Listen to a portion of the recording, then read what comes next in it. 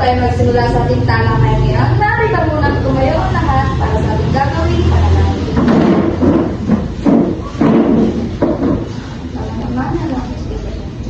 O God, Almighty, behold us, thy loving children, offering thee today our works and studies. Help us to learn to be obedient to our teachers, kind to our companions, diligent to our studies, that we will merit thy blessing for ourselves, our school, and the loving country of Philippines. Amen. magandang araw mga bata.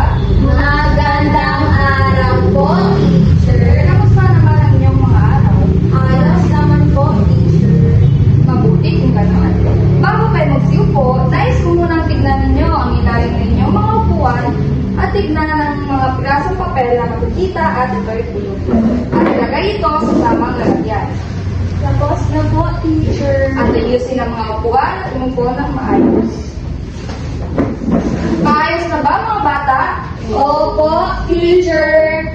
Mahusay kung gano'n. Sa oras na matawag ko ang inyong mga ngalan, imbes na sabihin narito po ako, sasabihin ninyo ang uri ng profesyon ng inyong mga magulang. Maliwanag ba mga bata? Opo, teacher. Bernadette, Teacher, guro po, teacher. Shane, Teacher, nurse po, teacher. CJ, Doctor po, teacher. mahusay at walang iban. Ngayon ay sabay-sabay nating alamin at pahalagahan ang ating talakayan ngayong araw. Ngunit bago ang lahat, ay ano-ano muna dapat ang ating tandaan sa loob ng klase? Shane? Makinig po, teacher. Tama. Meron pa bang iba? Bernadette? Itaas po ang kanang kamay at gustong sumagot. Tama. Meron pa ba? CJ? Umupo ng maayos, teacher. Mahusay. At ito'y aasahan ko sa oras ng ating talakayan. Sumayin mo ng chart na ipapakita sa inyo na naglalaman ng mga larawan. At nais kong pangalanan ninyo ang mga larawang ito sa tamang ngalan ito. Ang mga larawang ito ay tumutukoy sa mga miyembrong bumubuo ng ating komunidad. Ngunit bago ang lahat, ipapakat ko muna kayo sa tatlong grupo. Ang unang row ay ang pangkat isa na siyang magsisilbing pangkat pulis. Ang pangalang row naman ay pangkat dalawa na siyang magsisilbing pangkat nurse. At ang pangatlong row naman ay pangkat tatlo na siyang magsisilbing pangkat guro. Maliwanag ba mga bata? Opo, teacher. Ang kada miyembro ay kukuha lamang ng isang buong papel para sa lahat ng miyembro at sasagutin ang gawain sa pamamagitan ng panutulong-tulungan ng bawat isa. At tapos ay gawin ng isang magre-representa na inyong mga kasagutan sa loob ng klase. Bibigyan ko lamang kayo ng 5 minuto upang gawin ang inyong gagawin. At pagkatapos, ang mga grupong makakakuha ng tamang kasagutan ay makakatanggap ng between puntos. Maliwanag ba mga bata? Opo, teacher. Ngayon ay maaari nyo na sagutin ang inyong gawain.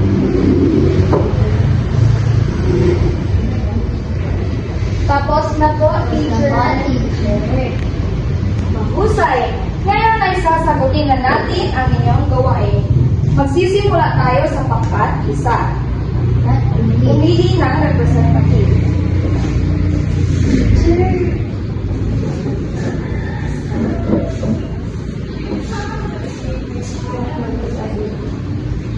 Teacher, ang sagot po namin sa unang larawan ay bumbero. Sa pangalawang larawan naman ay katipunero. At sa ikatlong larawan naman ay nurse. At ang ikaapat na larawan ay pulis. At ang ikalimang larawan naman ay guro. Okay, mahusay. Ngayon ay pupunta naman tayo sa pangkat dalawa.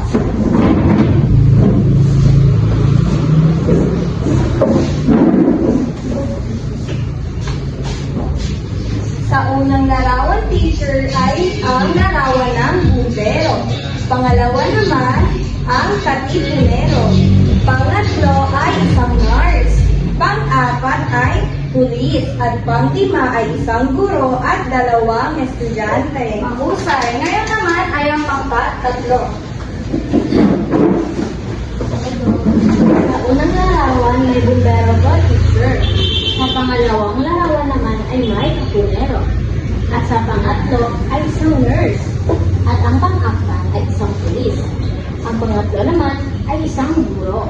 Mahusay mga bata, ngayon ay alamin natin ang tamang kasagutan if nakakuha ba kayo ng mga tamang sagot. Ang number 1 ay bumbero. Tama. Tama ang pangunang grupo. Ang number 2 naman ay Katipunero. tama. Lahat ng grupo ay nakakuha ng tamang kasagutan. Sa number 3 naman ay Nurse. mahusay mga bata. Tama pa rin lahat ng inyong mga kasagutan. Sa number 4 naman ay Pulis. tama. Ito ay isang pulis. At ang panghuli ay ang Guro. mahusay mga bata. Ngayon ay bigyan natin ang bawat isa ng barangay clock. Dahil dyan, ang lahat ng grupo ay makakatanggap ng between puntos.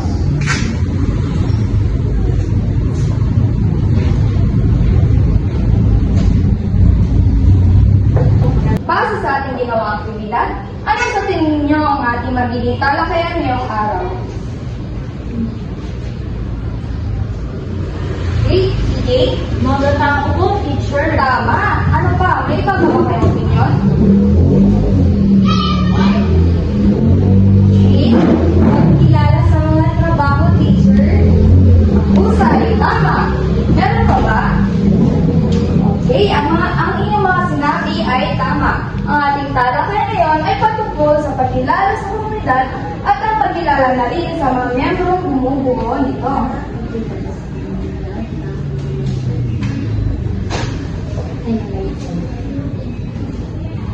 Nakapasyon na ba kayo sa inyong komunidad, mga bata? Oo, teacher. Ano naman ang mga profesyong inyong nakita? Shane? Guro, teacher. Mahusay? Meron pa ba? Bernadette? Bumbero, teacher. Alam niyo ba ang kahalagahan ng bawat profesyong ito? Ngayon ay may babasahin akong maikling tula patungkol sa mga profesyong bumubuo ng komunidad ni Maria na pinamagatang ang komunidad ni Maria. Maria ang aking ngalan, masayang pamilya ang aking tangan. Sa may tabing dagat ang aming tirahan na binubuo ng mga taong magalang. Sa may kanlungan ang aming paaralan na pinupuntahan ng mga tulong may pagkikitigan. Pupunta sa sinahan, iyong kikita ang aming simbahan na siya sa bahan ng mga taong may pangangailangan.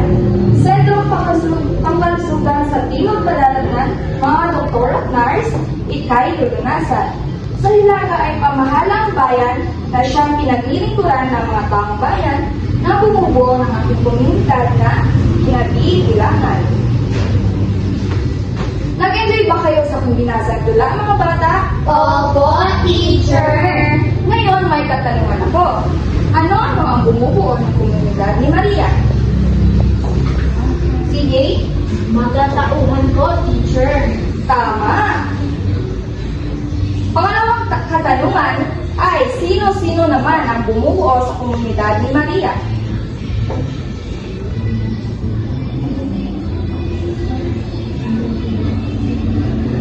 Okay. Ang mga pamilya, teacher. Tama, yung lahat ng kasagutan ay tama. Ang komunidad ni Maria ay bumubuo ng mga iba't ibang tao at ng pamilya. Ngayon naman ay alamin natin ang kahulugan ng komunidad.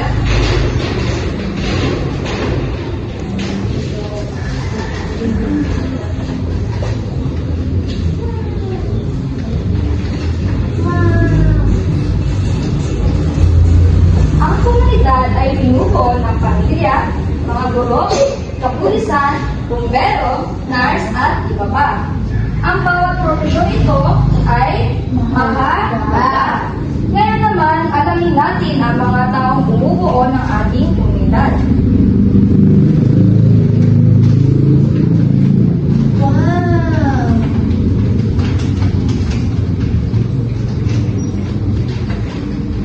Babasahin ko muna ang una at pagkatapos ay tema.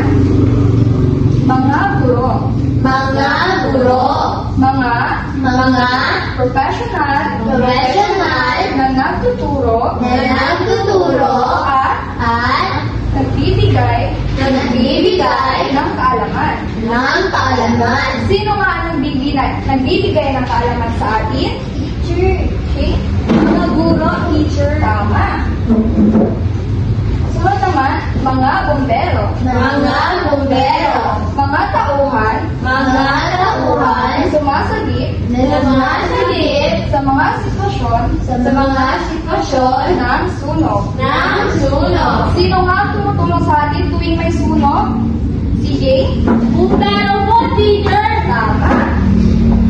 At ang sunod naman ay ang mga doktor Mga doktor at nurse. at nurse. Mga profesional Mga profesional sa kalusugan sa kalusugan na nangangalaga na nangangalaga sa mga pasyente. sa mga pasyente. Sino nga ang nangangalaga sa mga pasyente? Bernadette. Nurse teacher. Mahusay.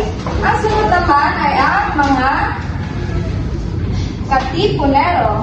Mga katipero. Mga individual Mga individual na lumaban na lumaban para sa para sa kalayaan kalayaan ng Pilipinas. ng Pilipinas. Sino nga ang mga individual na lumaban para sa kalayaan ng Pilipinas? Shane? Mga katipunero, teacher. Tama. Ang sunod naman ay ang mga pulis.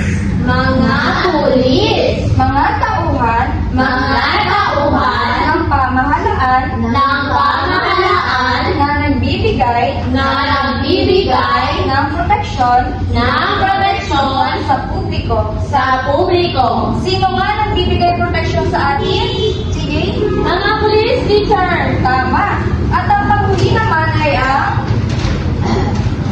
pamilya. Pamilya. Isang grupo Isang grupo ng tao ng tao na may relasyon na may relasyon sa isa't isa sa isa't isa sa pamamagitan sa pamamagitan ng dugo. ng dugo. Okay mga bata, ang lahat ng mga profesyong ito ay may kanya-kanyang mga pamilya. Pamilya. Okay, base sa ating ginawang talakayan, ano sa tingin nyo ang kahulugan ng komunidad?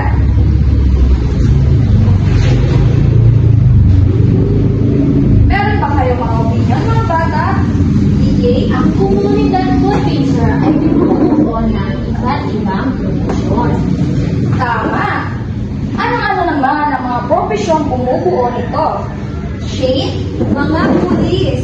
Tama, meron pa ba? Bernadette? Iba-ibang pamilya. Mahusay mga bata, ang ating komunidad ay binubuo ng iba't ibang profesyon. Isa na doon ang pamilya, mga pulis at ang inyong mga sinabi. Ngayon naman, may papagawa kong aktibidad sa inyo na kung saan bibigyan ko ang kada grupo ng card at nais kong sumulat kayo ng isang maikling pasasalamat para sa mga miyembrong katulong natin na bumubuo ng ating komunidad. Maliwanag ba mga bata? Oo, teacher! Bibigyan ko lamang kayo ng 3 minuto upang sumulat at magtatawag ako ng isang bata kada grupo para basahin sa harapan ang inyong nagawang thank you card or pasasalamat. Ito sa pangkat 1, pangkat 2 at ang pangkat 3. Tapos na ba mga bata? Opo, teacher. Opo, teacher. Ngayon naman ay simulan natin ang pagbabasa ng inyong mga pasasalamat. Magsimula muna tayo sa unang pangkat. Pumunta sa harapan at basahin ng lakas ang iyong pasasalamat. Pasasalamat. Ang aking ginawang pasasalamat ay sa aking pamilya. Nay, Tay, salamat po dahil ginagabayan niyo kami araw-araw at binibigyan ng lahat ng aming pangangailangan. Okay, mahusay. Bigyan natin ng barangay clap ang pangkat 1. Ngayon naman ay ang pangkat 2.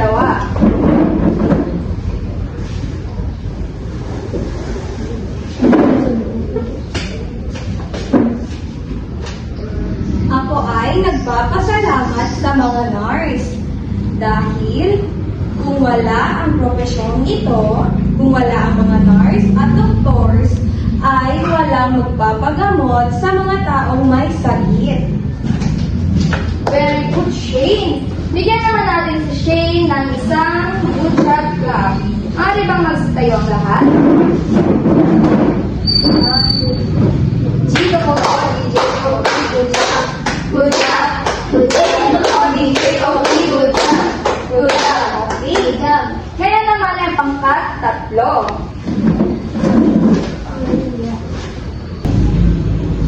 Ako ay nagpapasalamat sa mga tao na andito sa ating komunidad, lalo na sa mga profesyon, sa mga nurse, pulis, at sa aming komunidad. Yun lang po. Mahusay! Palakpakan natin ang pangkat 3. Ngayon ay kinagagalak kong malaman na kayo ay nakakagawa o nakikilala niyo na ang mga miyembro bumubuo ng ating komunidad. Ngayon naman ay may gagawin kayong aktibidad na kung saan bubuuin ninyo ang mga pangalan ng mga sumusunod na profesyon. Isulat lamang ang sagot sa isang buong papel. Ngayon ay maaari nyo na simulan ang inyong aktibidad. Tapos na ba mga bata? Opo, teacher! Ngayon ay sagutin naman natin ang inyong gawain. Para sa number 1, sino ang gustong sumagot? Bernadette?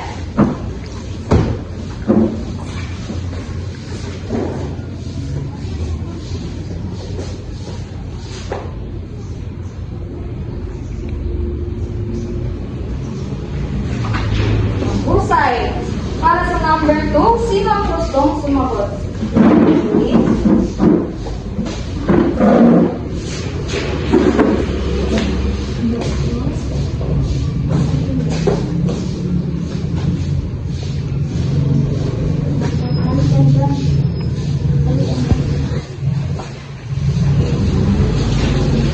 Para sa number 3, sino ang gustong sumagot? Sige.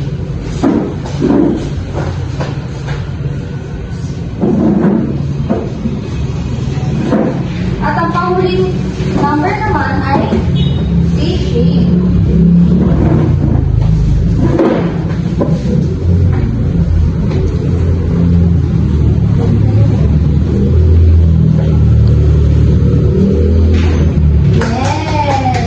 Ngayon naman ay tignan natin kung kayo ay nakakuha ng mga tamang kasagutan. So, ang pangunang numero ay Tama. Anong grupo si Bernadette? Ang grupo sa Pulis. Very good. Ang pangalawa naman ay Pulis.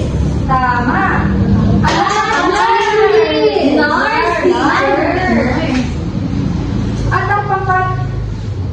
ang number 3 naman ay Doktor. Anong pangkat sa CJ?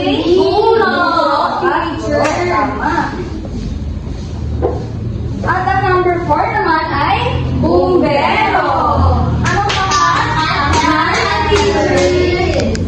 Pangkat? Mahusay mga bata, kayo ay nakakuha ng mga tamang kasagutan. May natutunan talaga kayo sa ating ginawang talakayan para ngayong araw.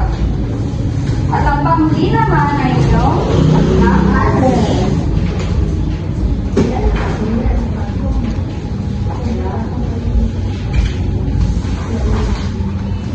Basahin ang sabay-sabay mga bata. Hanapin at gulayan sa crossword puzzle ang mga sumusunod na salita